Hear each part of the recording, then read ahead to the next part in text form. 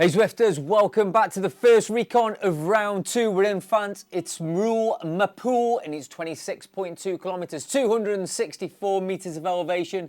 There are 3 segments for fasties through and first across the line, but there's a tough start and a really tough finish. So let's get on with this week's recon. All right, as I've said, welcome to this recon. We're in France this time. Just a heads up before we get into the recon that for the next 2 weeks, the recons are already done. And of course, that's because we've done these 2 stages before. Greater London Flat, of course, is a TTT we've done before. So the recon is already online, and 2 Bridges Loop we've also done as a points race before. A's and B's, you'll be doing 6 laps on that. C's and D's, I think it's 5 laps for you guys. So again, I'm going to leave links for those videos in the description below. But moving forward, all the videos and all the recons are going to be available through levelvelo.cc. I know this is our web store, this is our brand that we've started up, levelvelo.cc, but that's where we're going to host all the links to these recons in future, just to make it easier to search for the recon that you're after. But while you're there, why not check out some of the awesome kit that we've got there for your indoor cycling,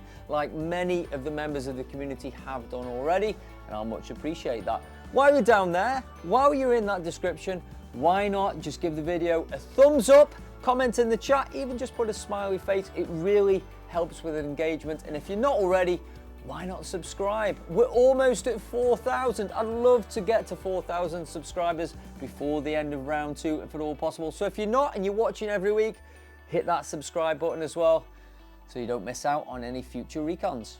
All right, so Roule Poule, 26.2 kilometers, and I know WTRL says this is 27.3, but assuming we're finishing at that banner at the top of the Petit Com kind of reverse, it's 26.2 kilometers. But just be cautious, just in case we get one of those custom finish banners. So just watch the distant countdown marker at the top also, just so we don't miss out.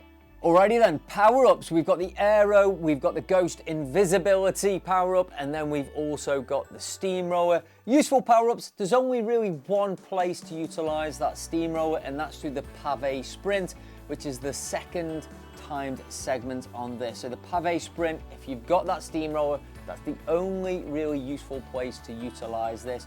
Plenty of opportunities to pick up power-ups, so you will be able to get a power-up before each time segment. So at the top of this first climb, when we sort of got this Petit Com reverse, you'll get a power-up at the banner there. And then of course, as you go through the aqueduct banner, you will get a power-up there, then through the pavé sprint, and then through the marina sprint before we take on that final climb towards the finish line. In terms of bike choice, it's aero bike all the way. I know you've got these sort of 2 climbs at the start and at the end of this race, but it's mostly flat in between. Unless you want to risk it, then you could consider going for a climbing bike, but I would say go for an aero bike. The climbs really are not that steep either. It pitches up maximum of 9% in places, but it averages out about 4% through that climb. All right, enough about power-ups and bikes. Let's get on course and take a look. But before we do, don't forget you can download these recon notes here. Again, link in the description below, and at some point soon as well, we'll have all the recon notes that are linked to the videos over on levelvelo.cc. But for now, let's get in that pen and start this recon. All right, so we're going to leave the pens, take a right and head up the lower slopes of this Petit Com reverse. So at kilometer 0.2 to 0.3, you're going to notice the road start to pitch up a little bit here. The climb is 2.8 kilometers long. Midway through, you notice you will go through the Mont Ventoux marker on the floor there, but again, just ignore that because this is not a time segment. At the top of the climb, you're going to take this left-hand turn and you'll go through the Petit Com banner. You will pick a power up, but again, remember, not a time segment, so there's no FTS and no FAL here, and you're going to go through that banner at kilometer 3.0, and then we're going to take the descent down the Petit Com.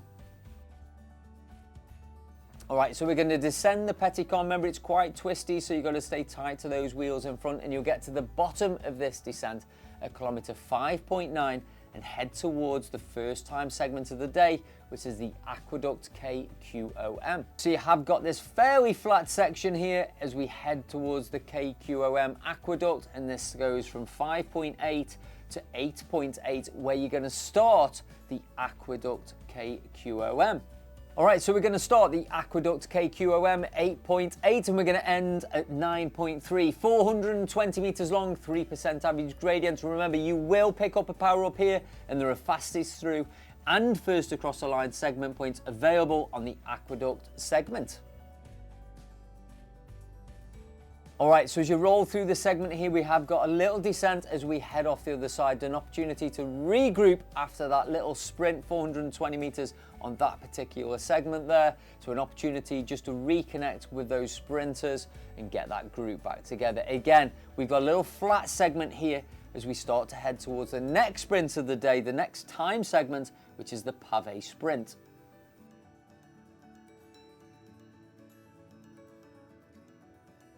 Right, so the pavé sprint starts at kilometer 10.8, 330 meters this one, so it's going to finish at 11.1 kilometers. Again, you will pick a power up, and there are fastest through and first across the line points here. If you picked up a steamroller power up, this is the segment to use it. There's really no other place to utilize that steamroller, so utilize it on that sprint. My guess is the fastest through time on this segment will come from someone utilizing that steamroller power up. All right, so after the pavé sprint, we've got a fairly long and completely flat section here as we head towards the final two important parts of this race, which is first of all the Marina sprint segment, which again is going to be fastest through and first across the line, and of course that final punch or that final climb as we head towards that finish banner. But first, let's take a look at the Marina sprint in a little bit more detail. So as I said, you've had plenty of recovery and maybe sitting on those wheels. Maybe some riders have decided to attack between the pavé and the Marina sprint. But the Marina sprint is going to start at 21.9 kilometers, 340 meters long. So it's going to finish at 22.2, fastest through and first across the line. And of course, this is the final opportunity to pick a power up before we get onto that final climb. Bear in mind, when you roll through that Marina sprint banner, trying to recover, there's only 6 kilometers to go until that finish line, and you've got the small matter of this petit com reverse in between you and the finish line. So if you've maximized points on that sprint and you still want to be involved in the finish line points, then you need to continue to push on and hold those wheels as we head towards this final climb and head towards the all-important finish line points. Right, so after the Marina sprint at 22.2, you do not get much recovery. So if you want to contest the finish line, again, just be cautious of that on the Marina sprint. You're going to roll straight towards the lower slopes of this climb, which is going to start at 23.3. Remember, the race finishes at 26.2. So there's some climbing between now and that finish line banner. Now, midway through this climb, you are going to go through that little marker on the right hand side again to mark Von 2. But again, remember, it's not a time segment, but that will signal 1.3 kilometers to go until you pass that finish line banner. So as you approach the top, if you look at that mini map at the top, you will see this left hand turn and you will start to see that finishing banner. So again, if you've got a power up, utilize it wisely here. Maybe you've got an invisibility. That could be really useful here if you want to launch an early attack. But the finish comes at 26.2. It's going to be a tough one. Good luck. All right, so that's it. That's the course. You know the power-ups, you know the bike choice, or at least you know my view on the bike choice. Great course, this one. I think it's really good.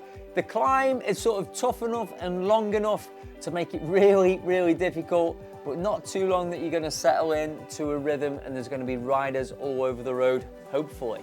In terms of recons, as always, there's plenty of choice for recons. You've got the Team Italy or the RaveCon, which also takes place Sunday evening, 5 p.m.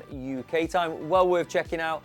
Often they have some kind of celebrity or guest rider on there to give some additional tips and insights on this particular course. Also, don't forget you can find the recon notes down in the description below. Like and subscribe, and I'll see you next time for another recon.